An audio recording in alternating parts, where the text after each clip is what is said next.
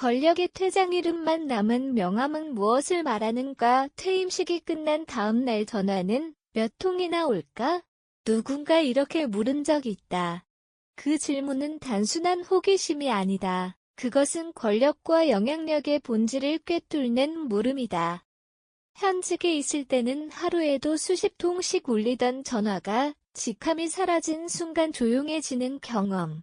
그 침묵 속에서 많은 공직자는 깨닫는다. 자신이 쌓아온 것이 과연 직위였는지 아니면 진짜 자산이었는지. 공직은 한국 사회에서 여전히 상징성이 크다. 중앙부처 공공기관 지방자치단체에서 수십 년을 헌신한 이들은 정책을 만들고 예산을 조율하며 사회 시스템을 움직여왔다. 그러나 퇴임과 동시에 그 권한은 사라진다. 문제는 그 다음이다. 준비되지 않은 퇴장은 개인에게는 공허함을, 사회에는 잠재적 손실을 남긴다. 한국은 빠르게 고령화되고 있다. 베이비부머 세대와 고위공직자들의 대규모 퇴임이 이어지는 시점에서 공직자의 제2인생 설계는 더 이상 개인의 문제가 아니다. 이들의 전문성, 네트워크, 정책 경험은 국가적 자산이다. 그러나 체계적 관리 없이 흩어지거나 반대로 부적절하게 활용될 경우 사회적 갈등을 낳기도 한다. 퇴임 이후의 삶은 은퇴가 아니라 전환이다.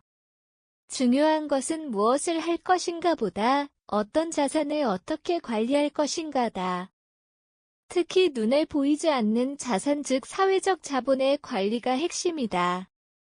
공직자가 직위와 함께 사라지는 존재가 될 것인지 아니면 새로운 방식으로 사회에 기여하는 존재로 재정이 될 것인지는 이 설계도에 달려있다. 공직 경험은 자산인가 위험인가? 사회적 자본의 두 얼굴. 공직자가 퇴임 후 갖는 가장 큰 자산은 사회적 자본이다. 사회적 자본은 신뢰, 네트워크, 평판, 영향력의 종합이다. 정책을 함께 만들었던 동료, 현장에서 협업했던 기관, 지역사회에서 쌓은 신뢰가 모두 포함된다. 문제는 이 자본이 양날의 검이라는 점이다. 한편으로 사회적 자본은 강력한 동력이다. 정책 경험이 있는 인물이 공공자문, 비영리단체, 학계, 사회적 기업 등에서 활동한다면 이는 공공성의 확장이다. 경험이 지식으로 재가공되고 네트워크가 협력 구조로 전환되면 사회는 더 효율적으로 움직일 수 있다. 그러나 다른 한편 관리되지 않은 사회적 자본은 이해충돌과 정관 특혜라는 의혹을 낳는다.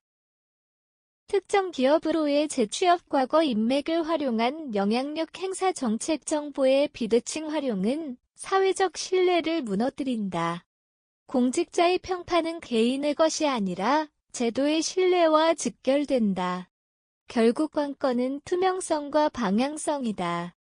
퇴임 이후의 활동이 공공성과 연결될 때 사회적 자본은 자산이 된다. 반대로 사적 이익과 결합될 때 그것은 위험이 된다. 제2인생 설계는 단순한 생계 전략이 아니라 윤리 전략이기도 하다. 또 하나 주목해야 할 점은 심리적 전환이다. 오랜 기간 조직 내 권한과 의사결정 구조 속에 있었던 이들이 갑자기 개인이 되는 순간 정체성의 혼란을 겪는다. 이때 사회적 자본을 무분별하게 소진하거나 과거 지위에 집착하는 경우가 생긴다. 건강한 전환은 직위 중심의 자아에서 전문성 중심의 자아로 이동하는 과정이다.